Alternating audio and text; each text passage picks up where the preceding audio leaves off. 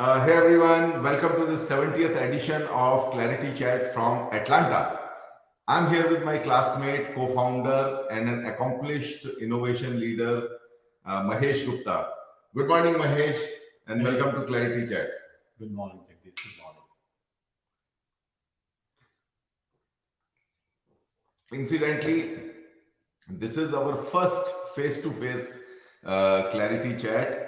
I'm here in Atlanta for the launch activities of our startup FlocknGo, which went live on app stores last week. And what better opportunity than this one to engage Mahesh in a lively conversation on not just FlocknGo, but about his story as an innovation leader and his philosophies, which are very different and engaging.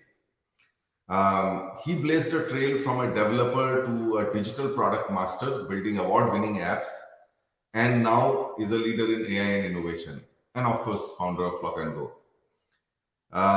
Together to solve a problem which is right in front of our eyes, which is group experiences. We'll talk about it. While dreaming of building an organization with great culture, modern work practices, and great customer experience. These are three things that we both are passionate about. So what our discussion will cover is happiness at work, how to realize and build a great team. Mahesh is renowned for this. How to scale up technology and make it mainstream and realize its benefits in reality. The vision for FlocknGo and its progress, and what keeps us together. We met 32 years back in college, and we're still together, still more like brothers than friends, and of course with our differences, but we're still together. So we'll get to hear it in detail, like how the whole thing has shaped and what philosophies and styles he has used. One of his philosophies is that a great leader provides a safety net for all his team members to be who they are and sets them free. So we'll let Mahesh explain this, as we go forward. We'll end the chat with a rapid fire round to bring out the personal side of Mahesh, and then there will be a reverse question to me. So Mahesh, before we start talking of some serious things, let's get some energy going up. You were telling me about the mess that assumptions create. And that story is absolutely true about meaning making an ass of you and me. So why don't you go ahead and tell our audience about the assumption story? Yeah, absolutely, Jagdish. And by the way, hi everyone. So nice to be on this. Feeling privileged to be with this dude. I was sharing with Jagdish last night, and we were talking about what should we share about this assumption that he mentioned. In my very first job, I remember this leader, and he was for me. I felt like he was approachable, but for a lot of people, they were feeling like, "Oh my God, I don't understand why." Many times I have been in a hallway and I said hello, and he never responded. And so I happened to be a bold person, and I just happened to inform this person, Mohan, hey Mohan, the people who are talking like this, that has it happened? And then the answer he gave was something that amazed everybody. He says, he basically told in an all-hands meeting that, hey guys, some of you have told me, just look at my glass. I can't see 3-4 feet away from me. That's how bad my nearsighted vision is. So if you are saying hello to me and you're just waving, chances are I may not have seen it. So please don't make assumptions. That is something that I learned from that day. Awesome. Yeah, um, we are looking for a reaction for what we are doing, and we're not really looking at how it is being perceived the other way. And yeah, assumptions is something that I've seen mess up a lot of things, including relationships. So yeah, don't make assumptions. So let me quickly acknowledge our audience out there. I can already see some comments coming in. So we have CXOs, founders, IT managers, and seasoned technology industry leaders in our audience. All of us know that technology is necessary but not sufficient to drive performance. And the guests on ClariTea Chat, like Mahesh, they have built the bridge between the necessary and sufficient with the art of managing, building, scaling technologies. So thank you all for joining us for more than a year now and encouraging us with your interactions and engagement. So let's see who we have here. But before I do that, may I request all our audience to share your names and where you're joining from in the comment box of LinkedIn or YouTube. So let us see who all have joined already here. So we have Amarinder. Amarinder is one of our biggest supporters out there. Attends most of the ClariTea chats. Hey, thanks, Amarinder, and Amarinder wishes everyone on the festive season from Namam Bengaluru. Thanks, Amarinder. Best wishes to you too. We have our colleague Sumit here, welcoming everyone on our behalf. Thanks, Sumit, for playing your part on a Saturday evening. And we have Dattatreya from Muscat, Oman. Thanks, Dattatreya, for being a big supporter of ClariTea Chat. And yeah, you have been asking a lot of questions, which is good. Please keep it up. And we have Utsav joining us from Surat. Hey, Utsav, good to see you, man. Thanks for joining. Okay, so let's get on with the grilling of Mahesh. So Mahesh, let's begin with a quick, recap of your childhood. Just tell us a sense of what was it like growing up? Yeah, I was born in Kanpur, and then by the time I was 4 years old, I shifted to Firozabad, and that's where actually most of my early study up to the K-12 has happened. One thing specific about Firozabad, it's famous for bangles and the glass industry. And so I learned a lot about that specific area. And just like anybody else, I was aspired to do something different. And I was the first individual within our family to be aspiring to be an engineer. Now, this was not like just because I got fascinated. I'm talking about mechanical engineers specifically. And the reason for that is because there's anything in the household, I would like to open it up and try it out. Most of the time, it worked out great, but in some cases when it did not, and I have to get this scolding from my parents, why did you touch it? But I think that led to my passion for engineering, and ultimately I end up going to this Motilal National Institute of Technology that we call it today, and connected with this dude. The overall childhood has been blessed. I was the youngest of five. My father worked in Indian Railways, so we get a chance to travel all around India and again, I aspire to pursue this engineering space where nobody within my family had any idea about it. So it was something that I have to create or learn myself. And so within Firozabad, there were very few people who aspire to go to a prominent institute like the National Institute of Technology, Allahabad, now called Prayagraj. Yeah. That's basically what it was. Yeah. And your first job? Yeah, the first job, quite interesting. So just after the 1994, I was recruited in two different companies. One was L&T, Larsen and Toubro, and the second one was Ispat, Nippon Dendo. And I know several of my friends, they went into both the places, and I decided to go with L&T. I still remember on my way to the very first orientation in Chennai, I stopped by in Nagpur to just check it out how the Nippon Dendo campus is, and met a lot of my friends. But then straight went to Chennai. It was an amazing experience for first 2 weeks to give us all the tools, trainings, is what are we going to do. But the job was hardcore mechanical. I think it was a wonderful time for me when I was there in actual plants.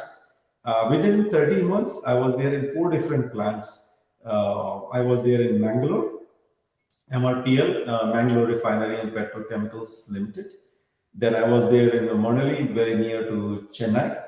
Then I again came in the north because I wanted to be closer to my family. So it was ATV Petrochem.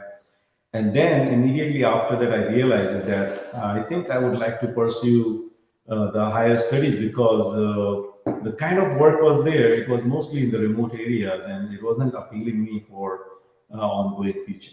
So that was my first job. Okay, no, that gives us a good overview. Dad in railways, youngest in the house. Now I know what makes you feel so pampered. Why you're a spoiled brat. You're not. Okay. So Mahesh, now let's please give a quick, sort of bird's eye view of your career to people, um, and how it evolved, how you became this AI and innovation leader at Delta. How did it start afterwards? Like after a hardcore, heavy, what they call as big iron job in L&T. So I will be honest about this one. When I was in my bachelor's college, there used to be a subject called NACP, Numerical Analysis and Computer Programming. And I dreaded it because I didn't understand anything. And I remember one of my group mates, because we were working on a project, Kana, and he asked me that, Mahesh, let's do something in a computer programming. And I said, no, my passion is about this mechanical dream that I have to do for my city folks, because the life of these individuals, the workers who were working in this glass bangles industry, was terrible. They were working in a 55-degree temperature. It was a manual process, and I wanted to automate it. And so I ended up doing that. And but fast forward it, 13 months of work in L&T, and then I was able to go to my dream college, IIT Kanpur, in the industrial engineering and management, and end up learning a lot about computer, because there all the assignments you have to submit through computer. You have your kind of little force into it, and when what you will see is a surface tension setup. Is that some of the heavy surface tension thing? It takes a little time to pierce into it, such as mercury, and you try to pierce in a pin. It will push outward, but once it is in, then it is very easy to go forward. And that's exactly what happened to me. I was exposed to that technology aspect of it. I was fascinated. I used to work, it was a 24 hours available, the computer center. And IIT culture, if any of you have been there, you're just on your bicycle and you can go anytime over there. And that's basically what happened. And I just got fascinated. And after that, there is no looking back. I have been part of the technology industry since then. The very first job was Cognizant Technology Solution, which used to be called Dun and Bradstreet Satyam Software. and that's basically where I started working. And within 7 to 8 months, I was asked is that, hey, Mahesh, we need to send you in a client location. I was working for IMS Germany. Let me tell you a quick funny story about it is that when I was asked and I was not submitting my paperwork, and so my boss, the same person that I was talking, Mohan, he said, hey, why are you not giving? And I just got married at that time. So I asked my wife, and we were living in Chennai, Tamil Nadu. And so basically the answer was is that I don't want to get out from one Tamil Nadu to another Tamil Nadu because in Germany it will be a language issue because we don't understand German. And so his question was, okay, so what else do you, where else do you want to go? And I don't know why I said that. I said, maybe America. And he just called me next day and he says, pack your bag, you're going to America.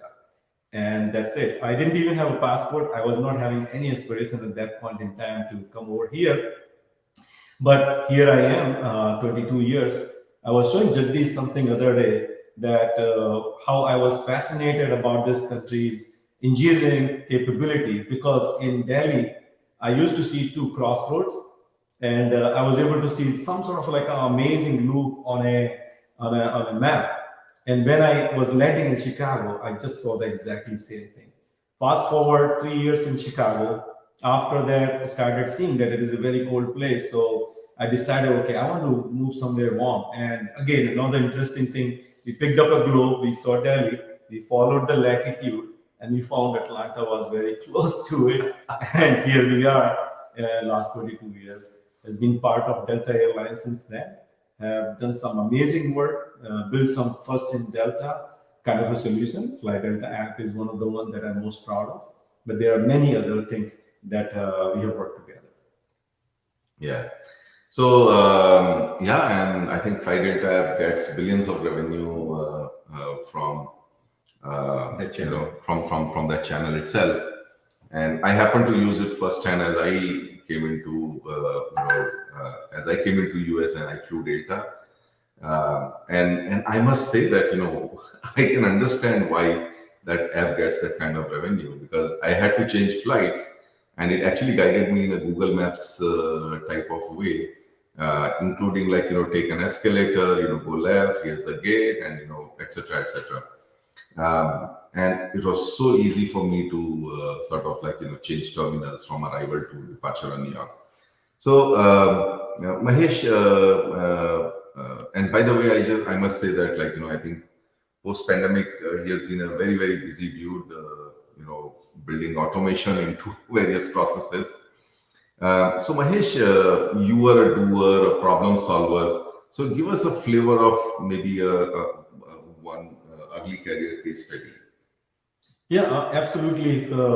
I remember the very first project that you're working is using Google Search Appliance for the internal application to do search. You all understand is that Google Search, I'm talking about in year 2000, when Google was just taking off. And we created a solution, or we were working with the vendor and we were creating a solution. And for whatever reason, the customer experience was not right. So I still remember a friend of mine, Shishan, and myself, we digged into a technology at that point in time, which was just new, is that XML and XSLT. And when we applied this, there was a day and night difference. So we reached out to our leader and we said, by the way, we should be making something different because this solution that we have received from the vendor is not, seems to be user friendly because it takes some time to load the page. For every click, it has to make a call to the server. And so we showed it to them, and hesitantly they were saying they have been working for the last several months. How soon can you do it? And we quoted a week, and it was surprising. It was a very big deal, but we ended up doing it. And then they called actually the actual customers, which is our internal customer, and they put both the solutions out there. He says, "These are the two solutions. Which one would you prefer?" And needless to say, it was the solution we created because it was only the data at that time. Today we take it for granted, but at that time it wasn't so obvious. Is that all you have to do is bring your data, and the browser was just ready to apply your XSLT layer, and the representation was available right on the local machine. And so that's why the response was so fast. It was lightning fast, and so that was definitely one big one. that I would say. There are several things, especially in the mobility, that has been my passion for last 22 years, starting from the mobility before the smartphone all the way up to now, which is a post-smartphone era, which has changed the mobility world completely. Yeah, the voice interfaces and everything, right? Absolutely. The Not voice interfaces, the wallets, the touchless payments, and all of that. Yeah. you name it. Maybe another day to talk about a lot of those stuff. But Mahesh, now tell me, like, as this thing was going up. So tell me one thing that you were doing differently, which you didn't see others doing it. So if you're talking about my first decade of 2000 to 2010, I was the individual contributor.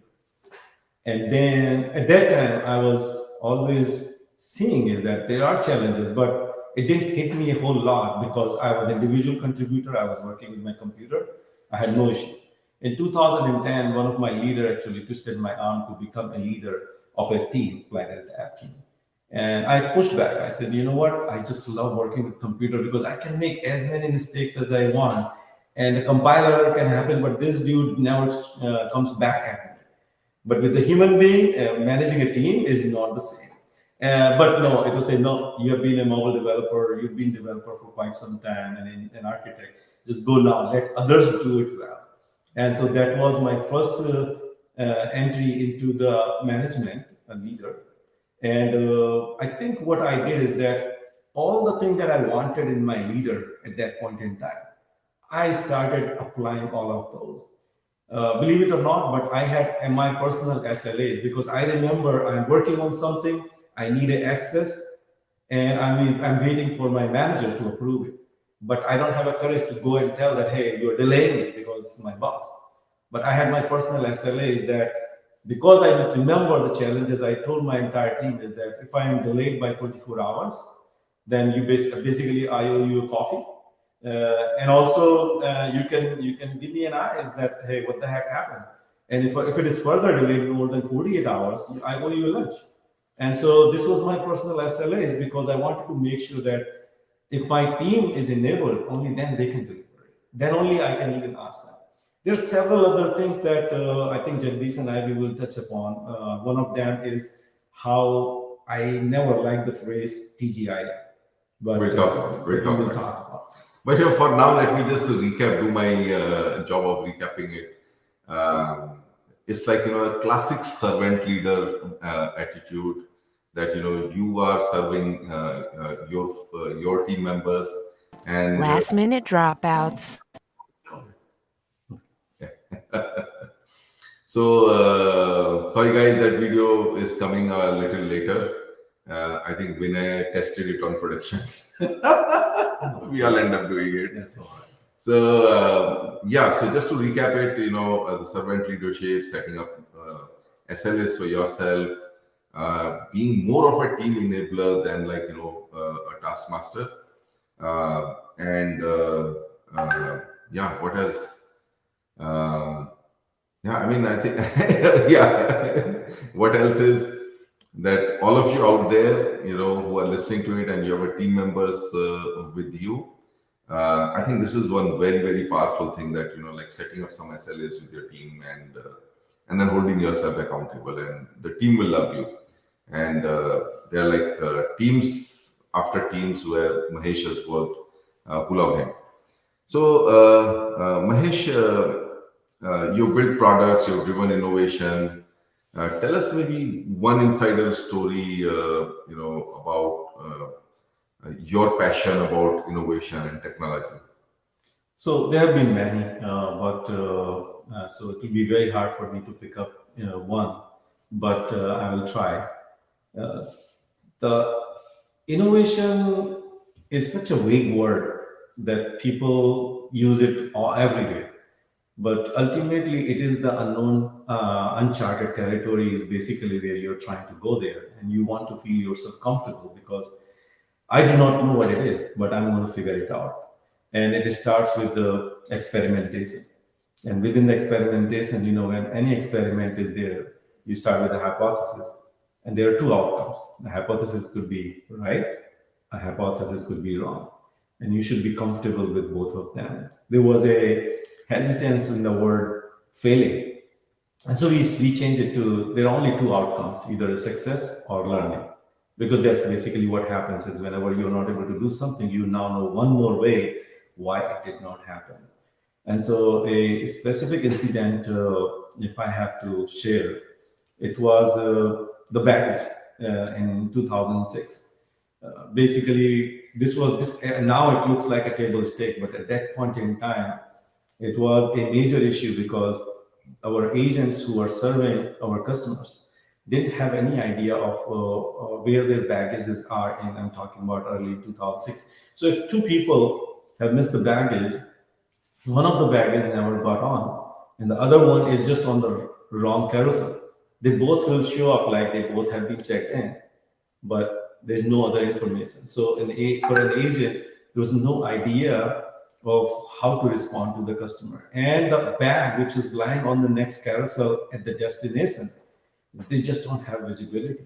And so they might be answering the same way that, okay, go and fill out your baggage, lost baggage information. And so what we did, it was a very big project, and basically we started thinking is, okay, who else is doing this and in what way they are doing it? And there was a lot of shipping companies, particularly FedEx or UPS. They were having a trail of your tracking at that point in time. So we picked up this. Why don't we start also doing the same thing? And that's basically what we did. Is let's start finding out as your bag is moving from one point to another one. Let's start collecting that data. And so I still remember sharing this in front of a group of people internally. Is that hey, there were two passenger, Shirley and Julie, and basically they both were going to Hawaii, and one bag stayed in Atlanta, but the other one made it to the Hawaii. And the response was is that when an agent is looking at it, it shows very clearly it's the one of the bags in Atlanta, but the other one is showing up in the end. Hey, by the way, it is on the carousel number 9, and while the communication happened to be carousel number 6. And so agent was very easy. I'm so sorry, sir, it was not on the 6, it is on the 9. And you basically took care of all those scenarios where you have the information. So power of the information for your front line is huge. And so always look for those. Innovation is not something that you have to do the rocket science. Innovation is something, those small things that you can find out in your business processes that you can easily make life easier. Definitely for customers, but for your employees specifically. Because remember, for your customers, one particular customer is benefited. But for your employee, all the customers who are interacting with your employee, they all get benefited when you make them enabled and powerful. Absolutely, absolutely. And what an example is. I'm sure it took a lot of work in the back end, but taking a simple problem and then sort of ripping it apart and then fixing it with the help of technology. Yeah, I agree fully with Mahesh that innovation is all about solving problems. Now you can be solving problems at different scales, and which means that at different hierarchies in the organization. So it's not that innovation is reserved for somebody at a certain level. I think people at every level can contribute, can solve problems in a different way, thinking out of the way and out of the box. And that's how innovation happens. So we'll kind of come to that. Mahesh, there were a couple of pictures you wanted to show, and maybe you want to talk about it. Yeah, definitely. If Vinay, can you pull it up? Yeah, this is definitely one of my fascinated one from Grady Bush's book. The task of software development is to engineer the illusion of simplicity. And the context behind this one is that the more simplicity we will start creating, the harder it will be for the software development team. And so you want to hire those individuals who are ready to sign up for this. Because ultimately, it is not the code you write. It is how you feel about your end consumer, your customers, and what kind of sophisticated experience you want to create for them. So you are ready to take that on yourself. And I think this picture depicts so nicely is that for that lady, it is just pressing a button and getting your money. versus when you see that open it up and look at the setup that is behind the scene. And it just depicts very, very well that. When you're talking about innovation, the next picture, when you take on to that, is a great one, right? Many times this has happened to so many of us. Hey, we are too busy, no thanks. And the inventions may be sitting out there, but you're just not paying attention to that one. These kind of things happen, may not be as aggressive as a square wheel, but definitely a octagon. That people just didn't pay attention is that a circular wheel is going to take off all that resistance and bumpy road that you will be creating for yourself. And so these are the two things that has fascinated the way we think, and give people just a thought is, okay, am I doing this in my job? Am I doing in what I'm doing, what I'm working on?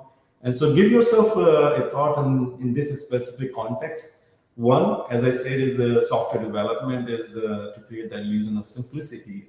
And the second one is that it could be happening anywhere. It may not be as drastic as this, but it could be an incremental benefit that you can create.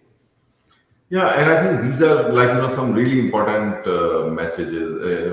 I used to tell my development teams that the sum total of crap in the ecosystem is going to be the same. Okay, it's up to us how much of it we want to put on the side of the customer. Absolutely. So the more you want to keep your life simple, you will end up putting more more stuff on the customer's plate. But if you really want to make his life simpler, then you have to actually take all kinds of scenarios, exceptions, thoughtfulness on your side, and let just customer experience simplicity and intuitiveness. So a good software development is hard in the sense that you have to think, you have to build a lot to make it intuitive for the customer. I think the second one is we see it every day. It is the being in your own comfort zone, being afraid of the unobvious, or being afraid of the change, and it happens all the time. This is such an evocative picture. You make some suggestions, and people are like, no, I'm good with this. I'm good with this. And by the way, what it really evokes for me is that even I play golf a lot, and when I play with fellow golfers, I will suggest a small change. Then, hey, keep off. I don't know. I don't want to even try it. Not only that, but Jagdish, I will tell you, there's a theory behind it called mental roadblock. And what represents some of the statement represents the mental roadblock is, I have been doing this way for a very long time, so why change it? Or, it has been working for me. All those kind of things are basically against the innovative thought process. And we should be at least open to see what is available out there and how does it compare with our existing solutions. It's a word called Kaizen that hit me in 1994. It's a Japanese word you might have already heard. It's called continuous improvement. And the message is anything and everything can be improved. And once it is improved, bring it back to the same statement. Anything and everything can be improved. Yes. So if you see so many things around us, they would not have happened if that continuous improvement was not in place. Absolutely.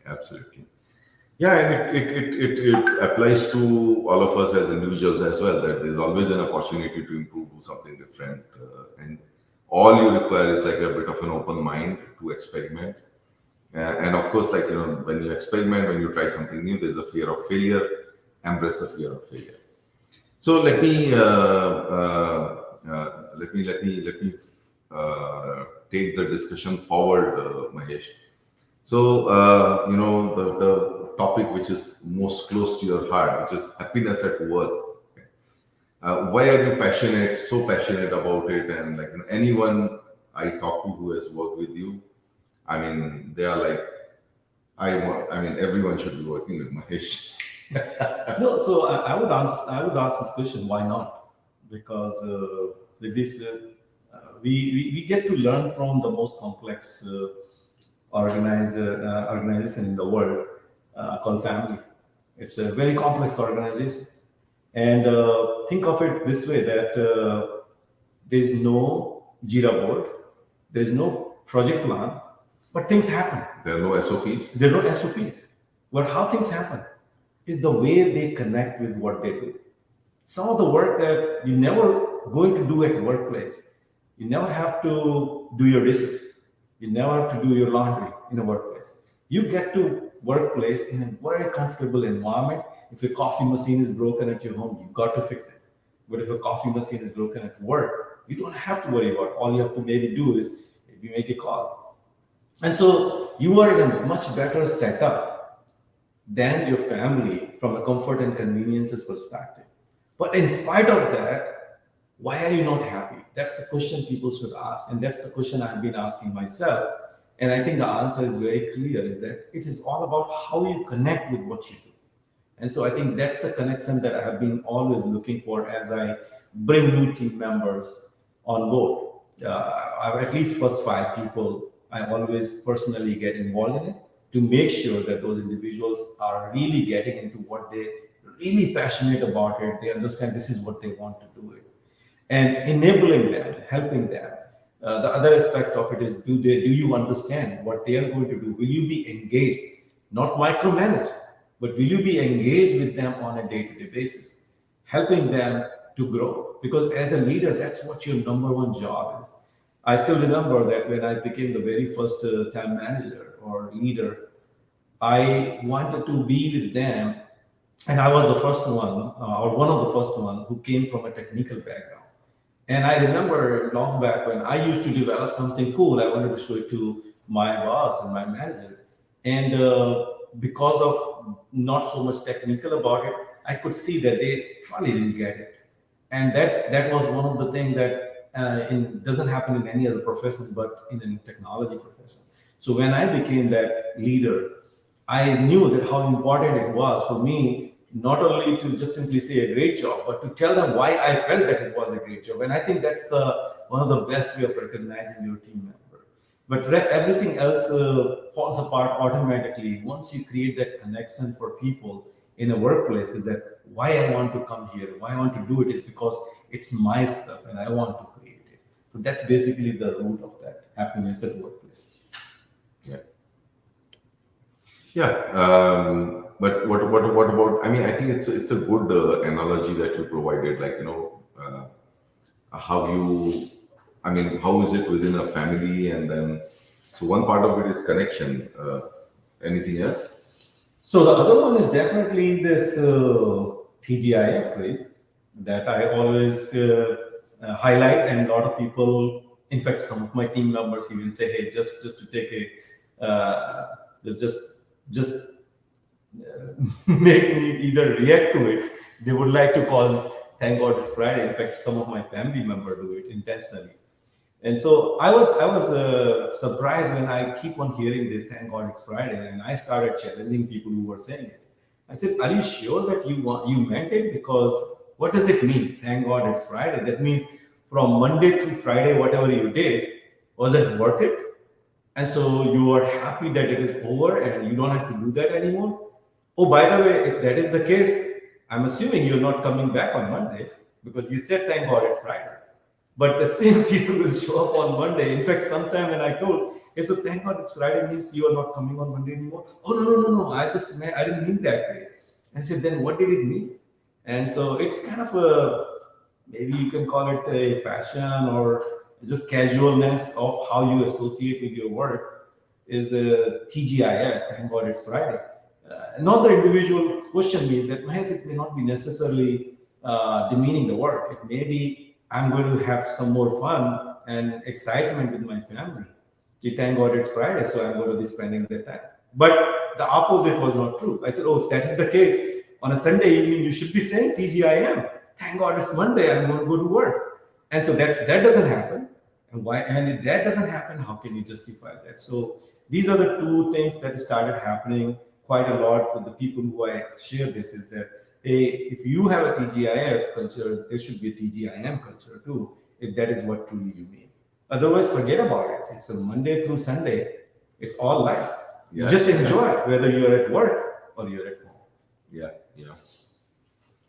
So, Mahesh, whatever you're talking about, like, building a sort of connect and like, having a family-like feeling, how do you execute it I mean, at work? I mean, you give an example of a safety net. So talk about it. Yeah, absolutely. So anybody who comes into the team, of course, the skill set is the table stake. You got to have the right skill set because that's where it starts. But beyond the skill set, you really want to make sure that the individual is feeling that what kind of environment I'm getting in. And so you basically start providing them that, look, this is a family-like culture. I know there are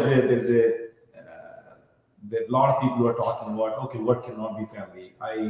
I disagree with that. I say that you can be a family or a family-like environment if all of you agrees this is what I want to do.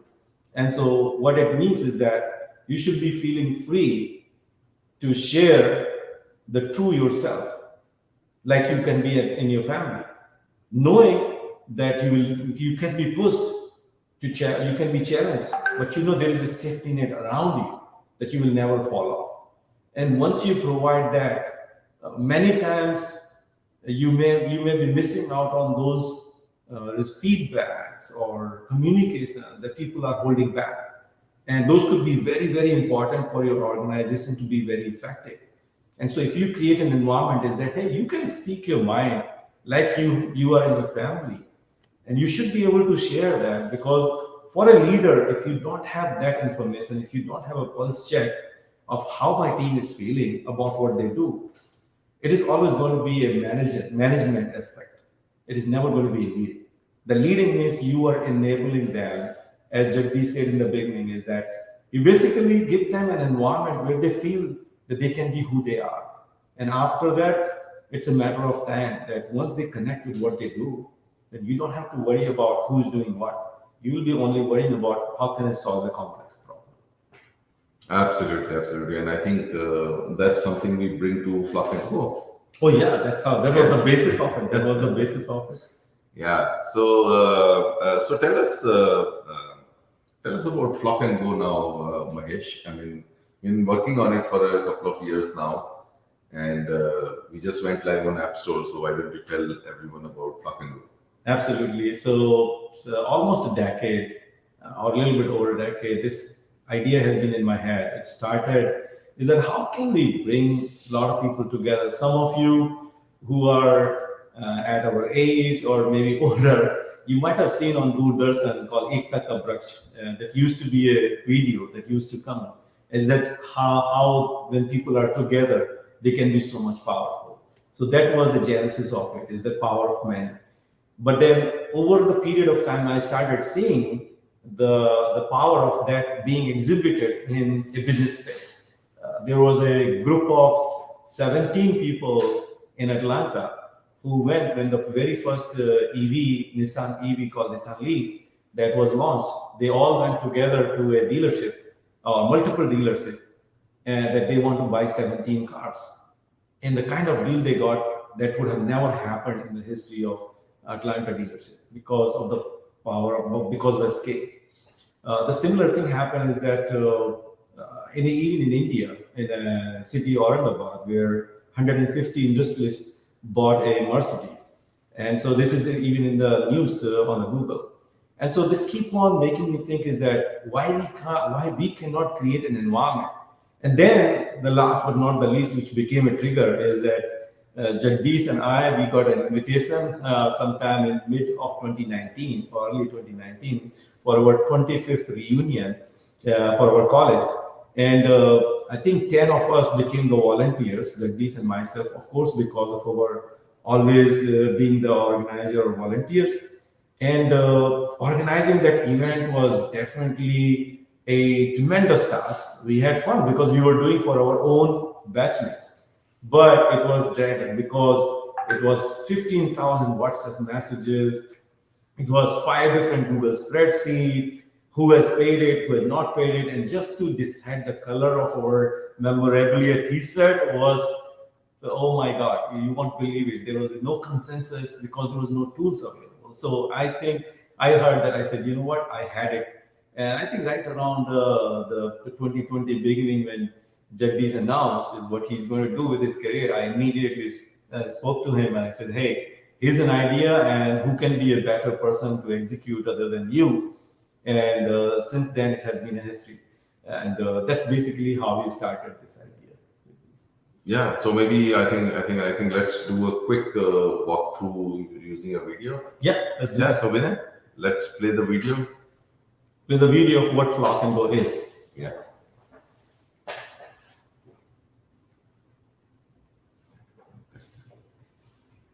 minute dropouts, silent participants. Every failed group plan has its own story, but the problems remain the same. Slow decisions, difference of opinion, endless chats, numerous spreadsheets. Ugh. Here's a platform that's reimagining the way groups create experiences together. Meet FlocknGo. Organizing a trip with your friends? Need a pest control service along with your neighbors? Looking to buy golfing stuff with your fellow golfers? FlocknGo makes group experiences easy. Decide what you need, add relevant information, and share it with your group. With features like polls, announcements, and easy payments, making group plans has never been easier. Guide your flock to reach the finish line as smoothly as possible. Bring your group together, create great experiences, and make it happen. FlocknGo. Experience together. Download the app. Available on Apple Store and Play Store.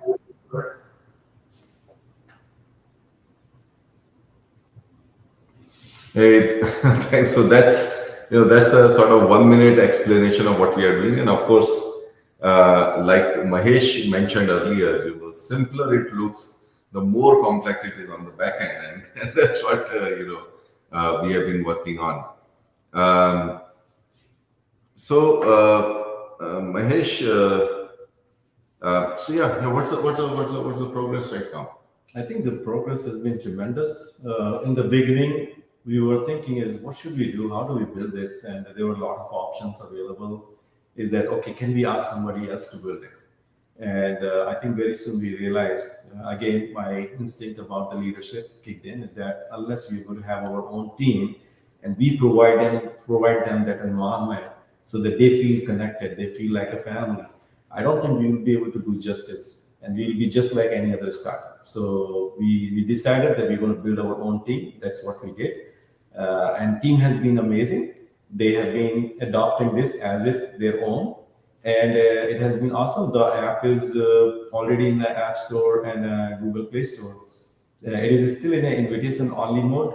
The whole idea was that whatever we experienced in 2019 in that 25th year reunion, we wanted to let those 10 volunteers also to have fun. Plus, in addition to that, the kind of disintegrated experiences were there, the things that were not connected to each other, all of those things were considered as a waste.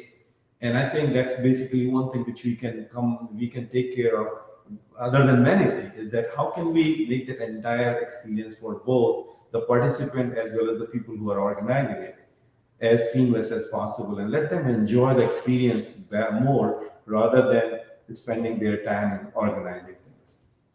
And so at a very high level, it's you already do it with your WhatsApp group or your SMS groups. Is whenever you have something idea about whether you want to buy something, you want to get some services, or you want to just go for that vacation or trip, you do it all the time. But then all of these things fall apart. You start with the message and you bunch of messages. Oh, I want to go. No, I don't want to go. I want to go here. No, I want to get there. And then you immediately jump into a spreadsheet. And then there are numerous spreadsheets because one has to be your demographic, the other one would be preferences, the other one would be, okay, who want certain kind of activities. And then you move into a calendar setup or emails, and then finally, of course, a payment process with either peer-to-peer payment, or you go and start using a Splitwise or something like that. And so all of that we saw together, and we have combined that how can we create a platform which is simple and seamless, and it guides you through that experience. It utilizes the power of push notification. You create something which everybody can see directly. There's a polls that if there's a difference of opinion, you guys just go ahead and create a poll, and there is no such thing as that, oh, you didn't hear me that. And the person who's organizing, they are out of it. And then eventually you keep on informing your flock, hey, this is what is going on with your announcement. And towards the end, it's a very easy process, which most of the time doesn't look like that easy, not because people don't want to do it, because easy processes are not there. Hey, here's how much amount you owe, and this is how much you have to pay. And so you just record that, and you basically on your journey for that wonderful trip or wonderful product that you wanted to buy at a scale, or the services that you wanted for your home. Yeah, yeah. As I said, again, it looks simple, but there's a lot of complexities which have been addressed behind it. So as we said, it's only it's an invitation mode only, but you can check it out. FlocknGo is on the app stores and all of that. So let's move on.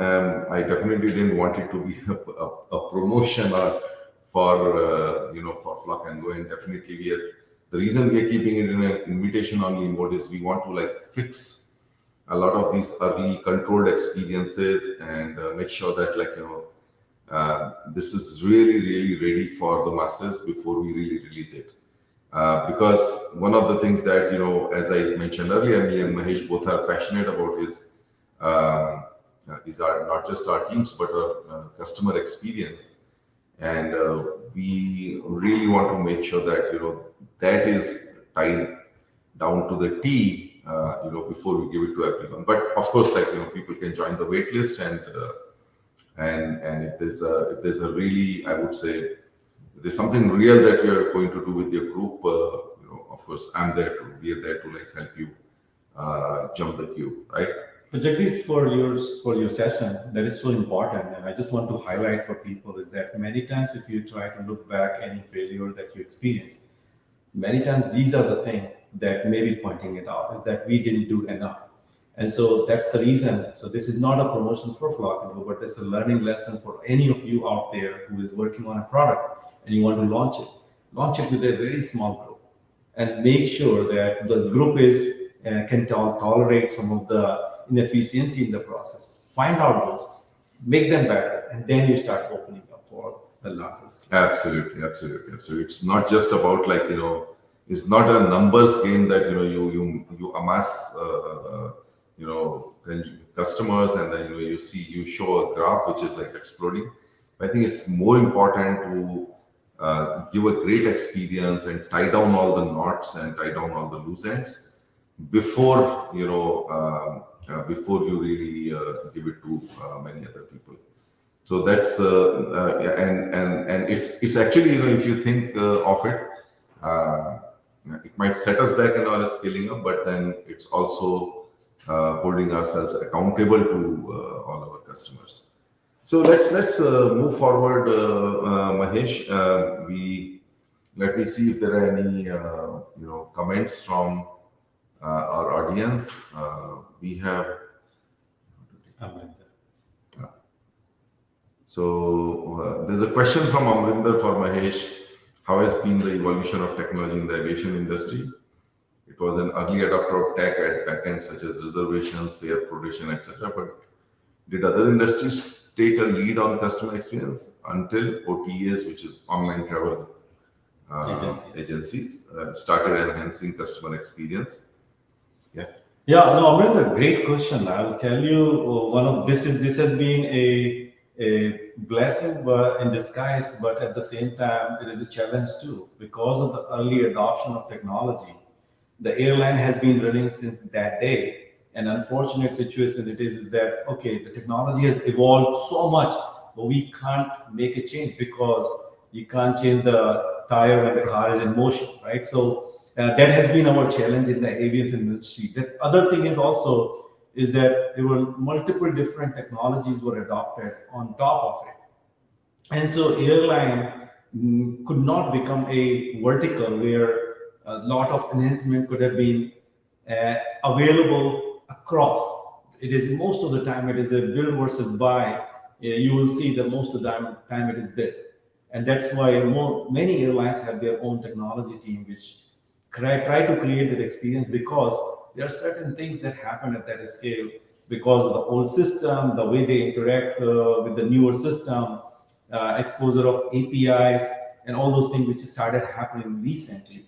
So all of those challenges definitely create a problem. More than the customer experience until OTAs, I think it has to do also with the deregulations too. I think until, if I'm not mistaken, late in the 90s of decade, airline doesn't have to worry too much about their businesses, right? But once it started being deregulated, I think that's when it opened up opportunity not only just for the OTAs but also for the airline themselves. And more airlines are trying to see how can we bring our customer directly into our experiences, because the infrastructure is not there with the OTA to the level of experience we can expose purely through an API, because certain things that you're offering on your own website may not be you may not be able to do it just because of the technology limitations. I hope that answers the question. Thanks, Mahesh. Yes, I think makes sense. And there's a technical debt always, which hurts you. The more early adopter of technology you are, the more you get into the quagmire of technical debt. And I think that slows transformation a little bit. So we have Hardik who sent in a comment. Hi, Hardik. And we have Rajashekhar, Jagdish and Mukesh. Not Mukesh, Mahesh. No problem. We understand, Raja. Mukesh is my older brother. Okay. So that's all right. Yeah, thank you for the terrific and engaging conversation about tech industry, innovation, people, and teams in life. Best wishes in scaling up the startup FlocknGo. Hey, thanks, Raja. Thank you, Raja. Maybe it's the same Raja, our batchmate. Oh yeah, might be. Yeah. So Raja, if you're the same Raja, then hi there and a hug for you. So let's move to the last part of our conversation, which is the rapid fire. So Mahesh, what's your favorite sport and what's your aspirational sport? Of course, the favorite is tennis, but the aspirational one is golf. Because of this deal. It's like a forced aspiration of you. No, but it was not. You can't call it forced, because otherwise, why would I have golf kicker? So absolutely. I do have a passion for it, just the time. Yeah, I know you're a busy man. Yeah. So one biggest learning that paved your way to growth, anytime in your life, some mental story or something. So yeah, one very big one. I can tell you that in the 2010, 2011, we were working on one of the largest digital transformation project in our history. And we were all so busy. Every single day there are calls, weekly calls, daily calls. And so every Friday, this leader of mine will send a wonderful notes, keeping all of us excited. But one of the notes stick to me, and I would like to share, because I am sure this may stick to you. And he said very simply, because sometimes people were confused what to do, this and that. And he wrote this, and I still remember that, and I quoted it multiple times. He says that when you don't know what to do what is in front of you. And it has been such a powerful thing for me, is that, okay, if you don't know what to do, it's okay. Just see what is right in front of you and start doing it. And that may lead to the path of what you are supposed to be doing. And so that's one of the messages that I can tell you that lead to me in this innovative mindset. You're handling multiple things. Being in the US, where you don't really have too much of help. So what is it like? I mean, what stops you from going crazy? I don't want to say it like I'm promoting this, but I'll be honest with you. This is something which we had for many centuries, and we somewhere lost it. And I have been inquisitive about it. I'm talking about yoga, and I think that's one thing which I was always inquiring. I had a guru at a very early age who continued to tell me that learn from wherever you can. And I was fortunate in 2007 when I attended a inner engineering program.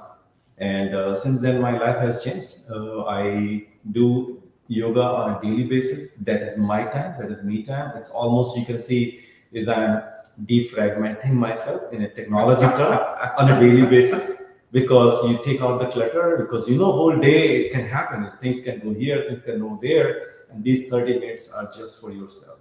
And so find anything. It doesn't have to be that is the only thing, that is the one that I know, that's what I'm suggesting. But find yourself at least 30 minutes for yourself. If you really want a best of your version for the rest of the 23 and a half hours. And I think that's what has been very helpful for me. We have ups and downs. We have a good moment. We have a bad moments. But if you take care of yourself once every 24 hours, I think it just resets you and it never lets you go on that crazy path. That's basically what has been helping me. Absolutely. I knew the secret, and I wanted you to share it with others. That Absolutely. find the me time, the meditation, and investing in yourself. Maybe keep your smartphone and all technology aside for some time, and take some meditative reflection time for yourself. This dude also keeps pushing me into it, so I do it sometimes, not always. So Mahesh, maybe my last rapid fire question to you: what makes innovation happen at scale? Oh yeah, very good question. Very good question. So the scale part, whenever you want to test it out something, which is So let me give you a bit of background around it. Okay. So I was in a conversation with the top leadership, the top manufacturing leadership of a large group, and I came across a very interesting statistic. They said that there are like huge number of POCs and these experiments going around, but 75% of them they struggle to scale. So that was the background. actually I would say I'll take any day 75%, because the industry number, and I'm not talking about the scaling, but the successful POCs is in single digits.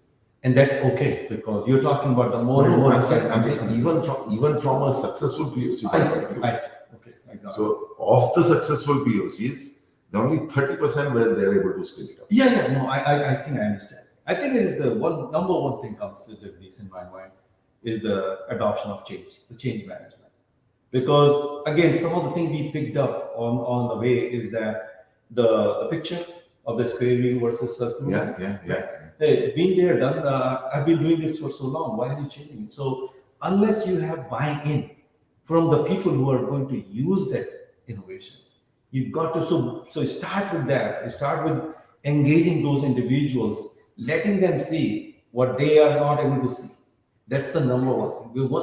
That's the first thing that you should work on. Absolutely. The second one is the enabler. So that is your end consumer. The second one is the enabler, your technology team, which is outside of your innovation team. Innovation team is like, I'm experimenting it, but then many times what happens is those people who are experimenting it, they don't understand the pain of the team that makes it happen on a daily basis.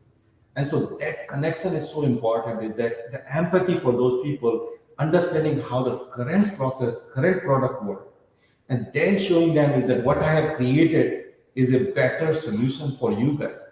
And then answering all the other ifs and buts questions, because one of the big one that I can tell you, any of you are doing this innovation and POC particularly, is that you may be able to make things happen in a POC format, but when you start talking about scaling, the many things that you may not have paid attention to is the monitoring and logging and security, all those kind of things and the support that you didn't realize that only that time it happens. And if you did not engage that team for decent amount of time enough, you will see the pushback. So it is not the idea, it is not the actual work or actual end product which is a challenge. It is the individuals in that entire chain, from the innovation team to the enabler team to the ultimate adopter, maybe your frontline employees, and ultimately customers. You got to do experiment, you got to do a feedback session in a smaller scale. You do all of that. Same thing what we are doing is that on a smaller scale, try to find out, hey, does this stick? And if it is not, what is it that it is not sticking, right? So absolutely. So change management, of good, proper, rigorous handover to operations, even understanding, how it is going to hit their life the moment you get into the mainstream. I think those are some of the good insights on scaling up your innovation. So Mahesh, that I just realized that, oh my God, we are 7 minutes over. Yeah. So maybe one last question from you to me. I call it as a revenge question. I've been asking questions. Should give you some chance to take a revenge on me. Right? Yes. Thank you for Jagdish, how do you find time for golf?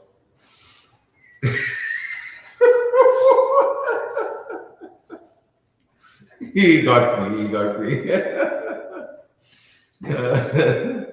I think it comes to the most fundamental rule, which is that if something is important to you, you will find time for it, right?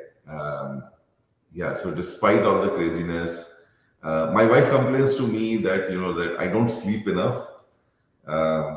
Probably because I get up early for a game of golf and having worked late, and then again trying to make it for my 10 o'clock office.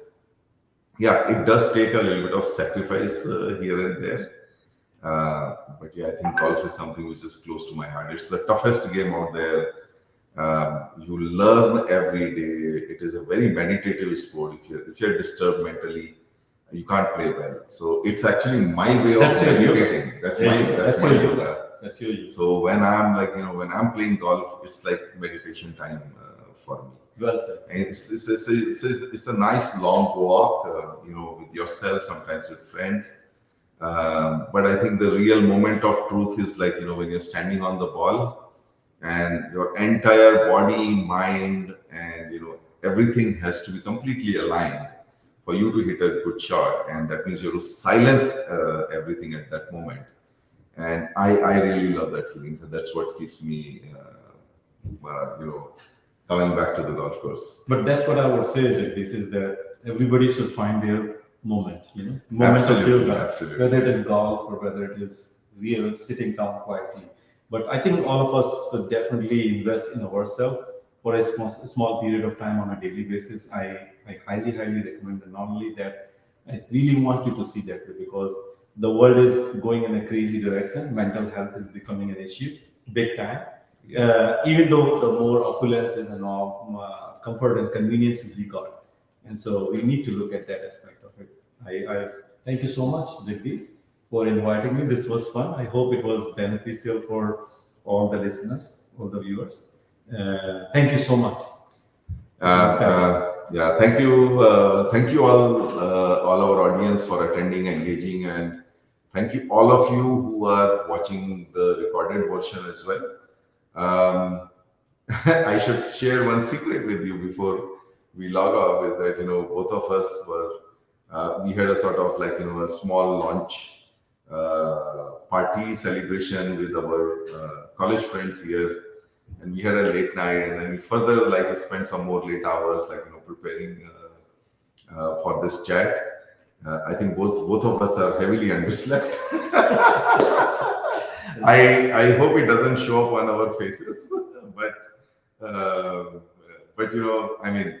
we wanted to make it here, and we wanted to show you that video. And for me, being in Atlanta, and I've been bugging Mahesh for a long time that we should do a ClariTeaChat together.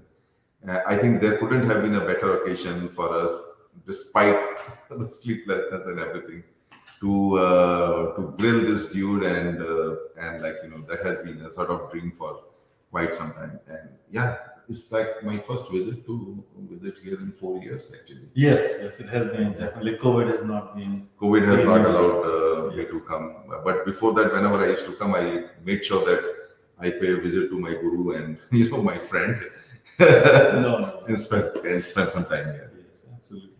So thank you, Mahesh, for joining the chat today, and thank you everyone for taking time to join us in this first face-to-face chat. Please enjoy your weekend and please enjoy family time. See you. Bye. And by the way, tomorrow you said TGIM. If you Yes. have been telling TGIF, then you should see that. Thank you so much. Thank you. Bye. Thanks everyone.